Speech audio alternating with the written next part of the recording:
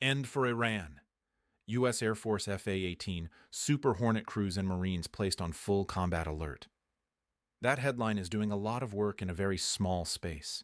It's mixing a real feeling, escalation, with a bunch of details that are either sloppy, exaggerated, or designed to trigger you. So here's what you're getting right now, in plain English, in the first few seconds.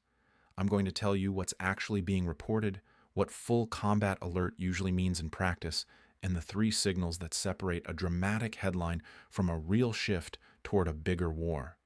And I'll give you the mini payoff up front so you're not waiting for the point.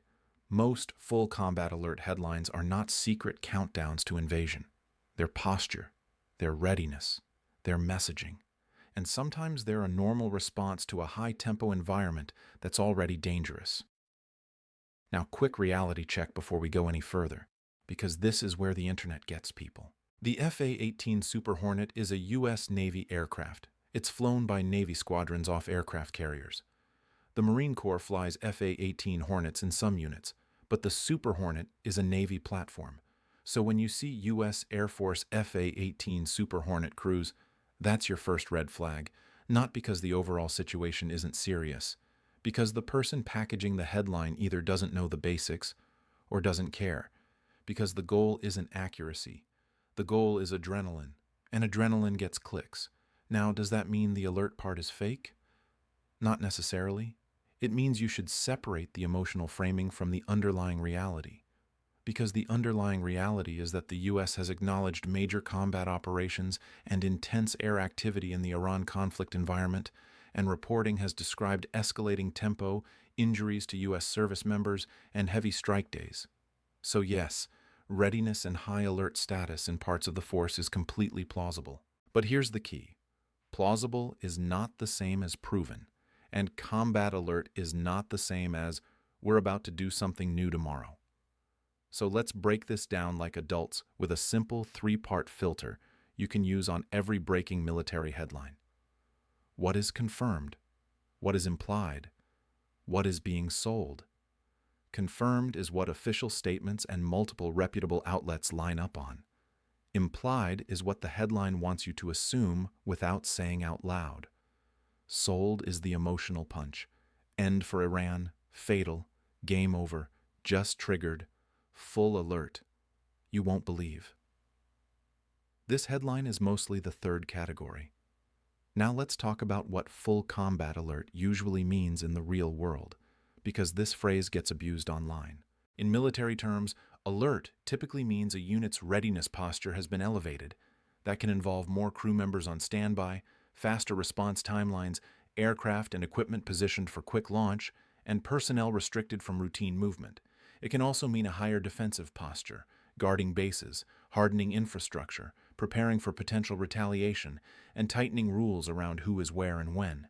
Here's the part people miss. Alert status is not always about initiating something. It's often about anticipating what might come back at you. In a region where missiles, drones, and asymmetric attacks are a known risk, raising alert posture can be a defensive reflex, not a signal that a brand new offensive wave is imminent. So if you read full combat alert as the next big strike starts in 5 minutes, you're letting a headline drive your nervous system. And that's expensive. Now let's address the Marines part, because Marines on full combat alert sounds like boots on the ground. And that's exactly why content creators love that phrase. It makes people imagine a land invasion. It makes people imagine Marines storming beaches. That's not how modern U.S. posture usually works in a region like this.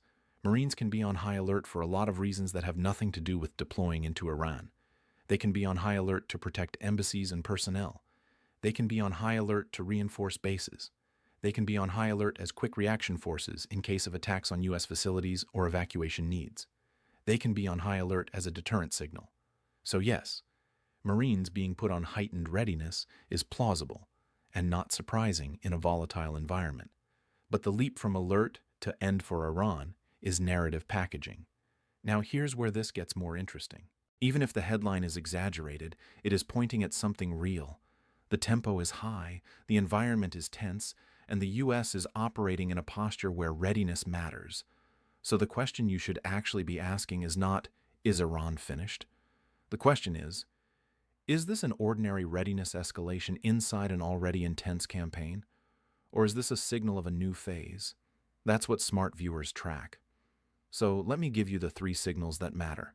The three things you can watch that tell you whether we're seeing routine posture or a step change. Signal 1 is official language change. Not tweets, not anonymous posts, not a thumbnail with red arrows.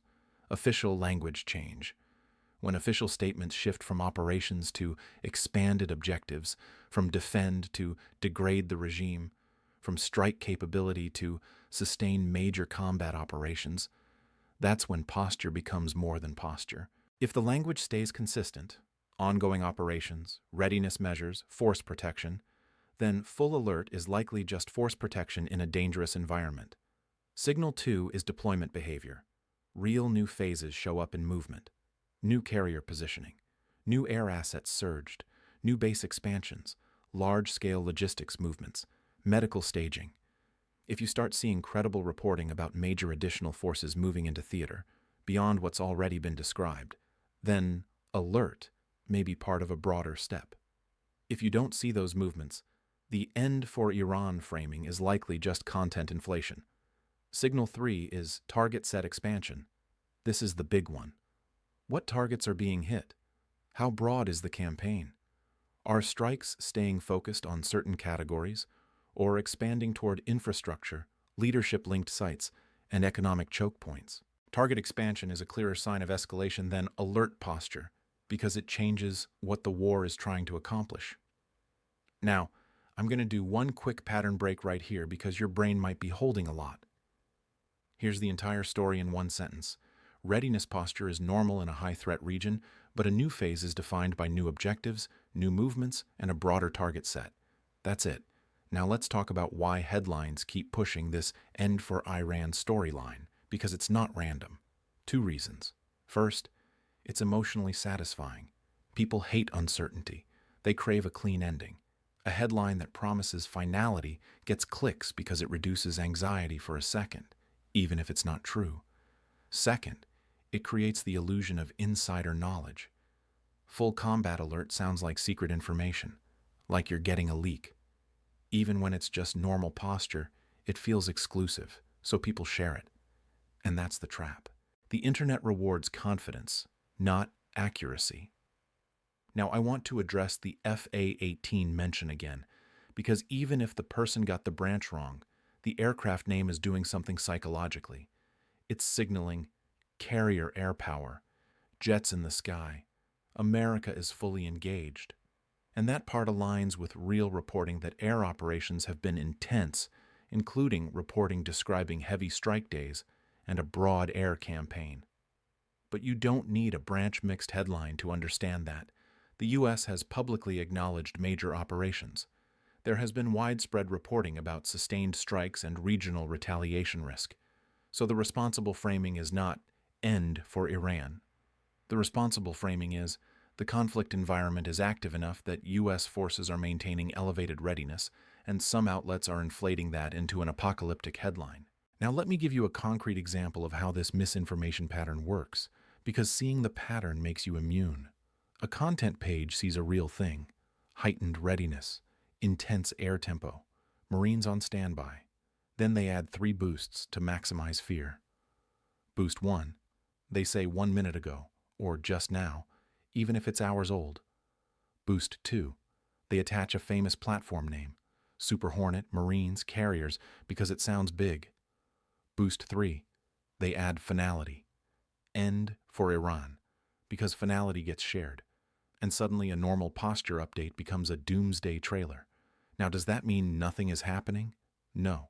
It means you should stop outsourcing your understanding to thumbnails.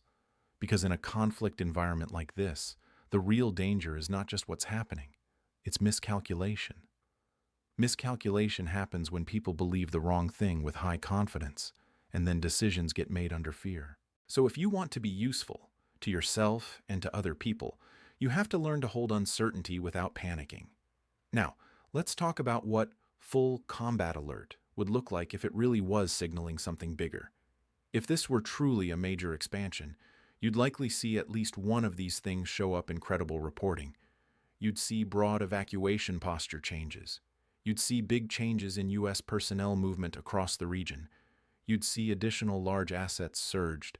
You'd see unusually explicit warnings from the Pentagon and allied governments. You'd see a clear shift in public objectives. And most importantly, you'd see the conflict's scope expand in ways that can't be hidden.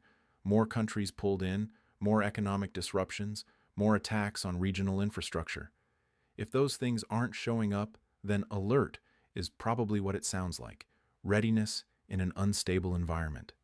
Now, here's another key point that gets lost. Alert is a dial, not a switch. There are degrees. Units can move from routine readiness to elevated readiness to maximum readiness, and sometimes they cycle up and down based on intelligence cues, threat windows, or expected retaliatory timing. So, a headline that implies, "This is the moment everything changes," is usually selling you a moment, not a trend. Trends show up over days and weeks, not in one post. Now I'm going to give you the biggest mistake people make with headlines like this, and I'll keep it simple. They confuse posture with intent. Posture is what you do to be ready. Intent is what you do to change the situation.